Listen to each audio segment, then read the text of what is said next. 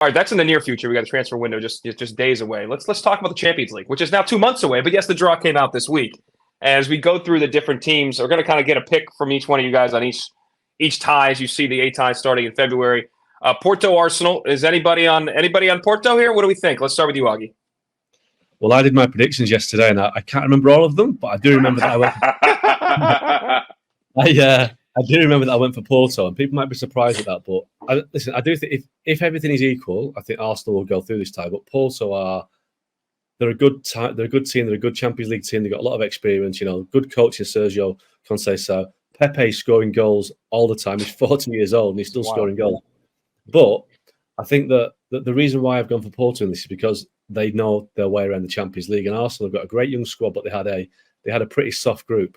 And I don't think they've actually come up against a real kind of seasoned, hardened Champions League team, and Porto are that. And I think, they came through a group with Barcelona, and I just think that Porto are the one team that could cause a real upset in this round, because nobody will tip Porto to beat Arsenal. But I do think that this could be a very close tie. Let's not forget, last season Arsenal in the Europa League lost to Sporting Lisbon.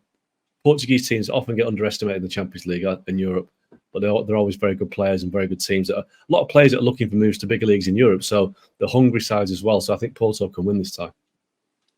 I mean, Augie, I'm biased. I'm an Arsenal supporter, so I hate that take. I'm just going to leave it at that. I've been waiting 6 years for this. You're going to come rain on my parade and tell me Porto's going to win?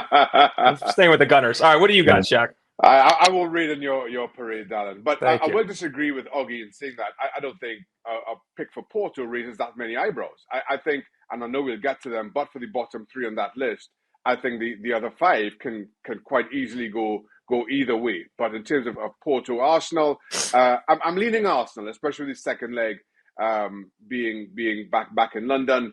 I just feel that Arsenal will get the better of Porto, and sometimes Porto have these kind of inconsistent showings in the knockout stages of the Champions League, and I just feel Arsenal get the better of them this time around.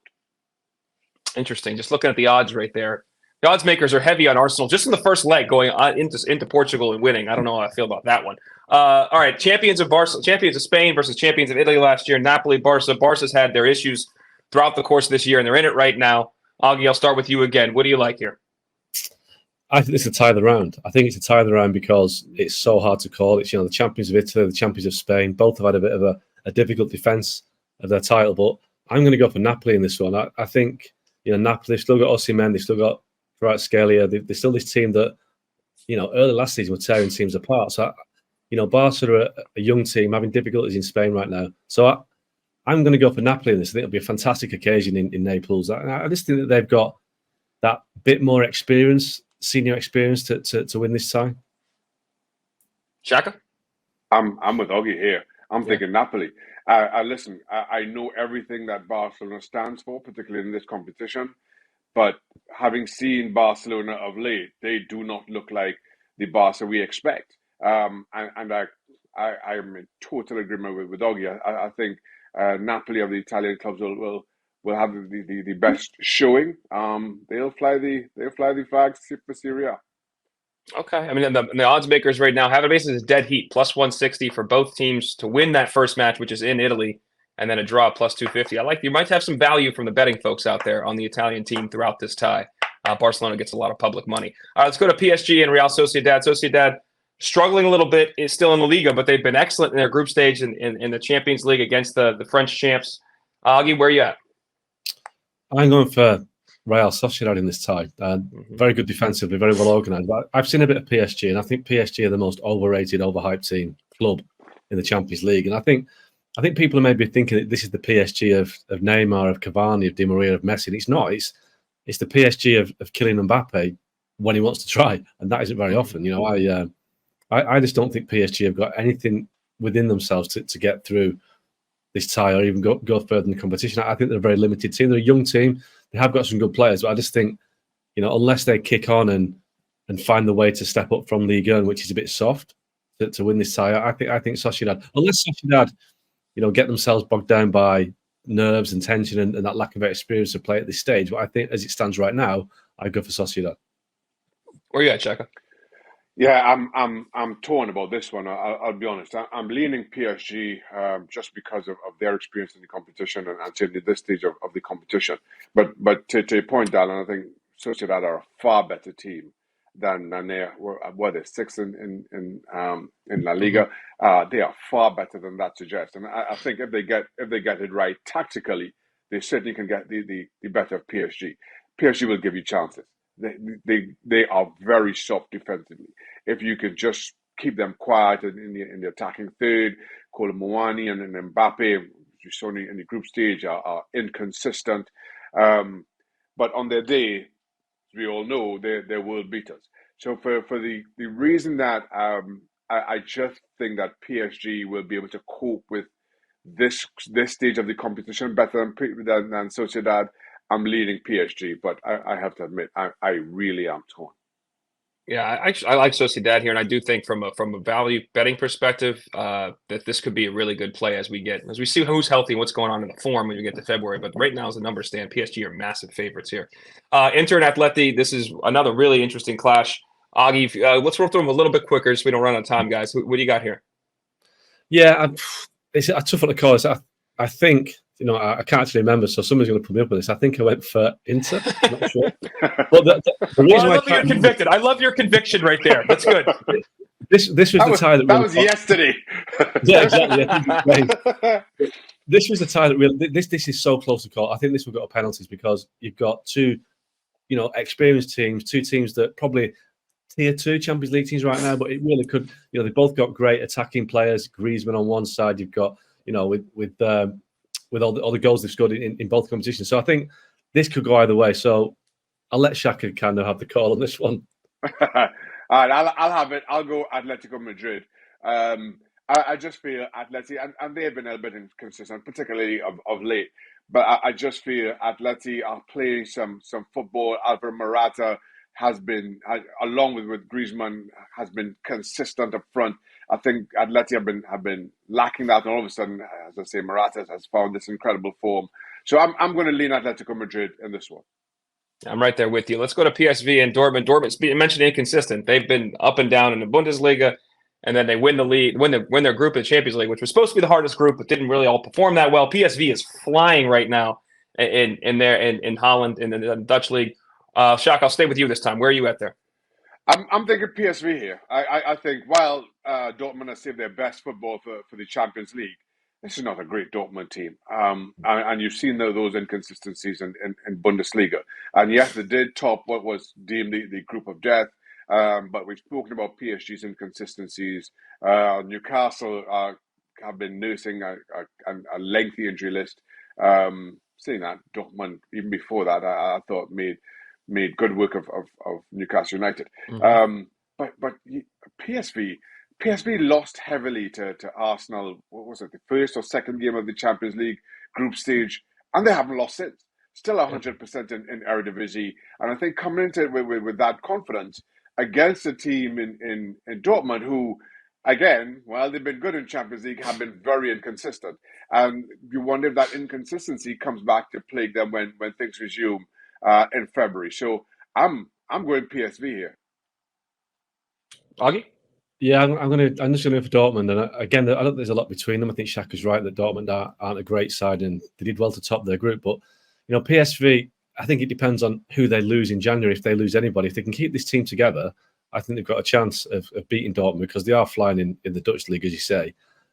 Very heavy, heavy US representation at PSV as well. So, but I just think that Dortmund's experience will take them through. But like I say, ask me again once the window's closed, and if PSV get the team together, I think PSV could do it. Yeah, beware of Ricardo Pepi, Serginho Dest, and Malik Tillman. There you go. Let's go, Americans. And now these last three here, these are three, giants: Munich, Bayern, City, and Real Madrid. Do any one of you guys see them getting upset here? No. Okay. Nor do I. No. Okay. No. Let me just ask this then, because that with those three teams, I think they are the three favorites by in terms of the betting odds. Barcelona's mixed in here as well. The winner, Man City plus 200. Yeah, Munich at plus 400. Actually, Arsenal and Madrid tied at plus 550 right now. Who would you tip as the favorite right now, knowing they'll reshuffle everything in the quarterfinals? But when you look at particularly those three teams, would you say those are the favorites? And who do you tip as the favorite, Jack? I have Manchester City as the favourites, and they aren't playing like it by any stretch. But I just feel that there's still time for them to turn things around. Kevin De Bruyne on his way back. Defensively, I think City quite clearly have issues, but those issues can be addressed. Those players don't become bad players overnight. I more think it's just the way they play that is coming back to haunt them, which we may discuss again. So I see City. Saying that, of the other big boys, of all the big boys, I think Arsenal right now are playing the best football. My concern around Arsenal is just, and I know Oggie's got them going out in the next. Well, today he has them going out. Today exactly. He has them going out in the next round. Who knows what happened yesterday? Who knows what he's going to say tomorrow? But today he has them going out against Porto. I just feel ultimately their lack of experience in the deeper stage of the Champions League comes back to haunt them. So right now I can't get away from looking at some of the usual suspects and City top of those. Augie? Yeah, I don't think Arsenal have got the nerve or the coach to win the Champions League, and that might surprise people. I don't think Mikel Arteta is ready to win the Champions League yet. I just think we saw last season the running, he kind of loses it a little bit, doesn't he? He kind of loses focus. So I'm going to say that Arsenal aren't going to win it because they're going to get knocked out by Porto, obviously.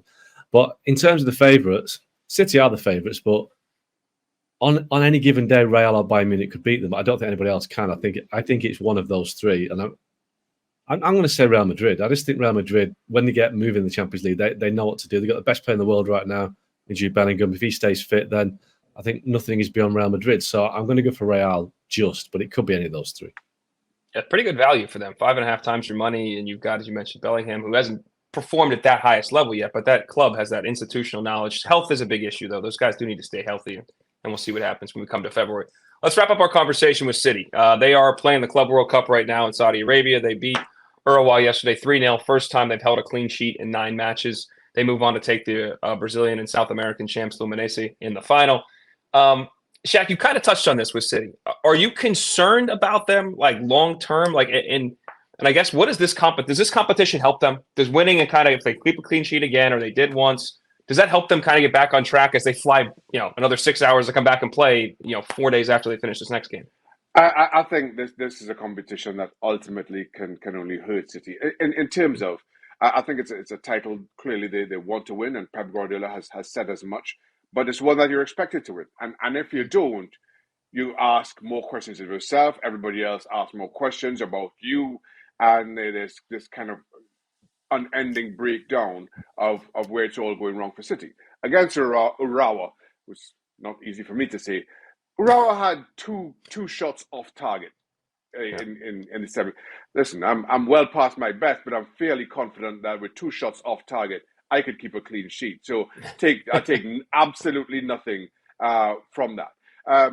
My issue around City is I still think they have the personnel to be as good a team as we expect City to be every single season. I keep going back to that last Champions League game, or second to last, against Leipzig, where Openda scores 2 goals that were down to two defensive mistakes, Diaz and Akanji.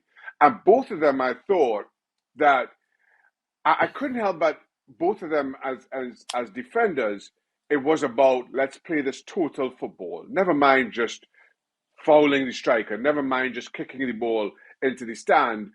Where's my next pass? And I feel that that's where City have gotten things wrong.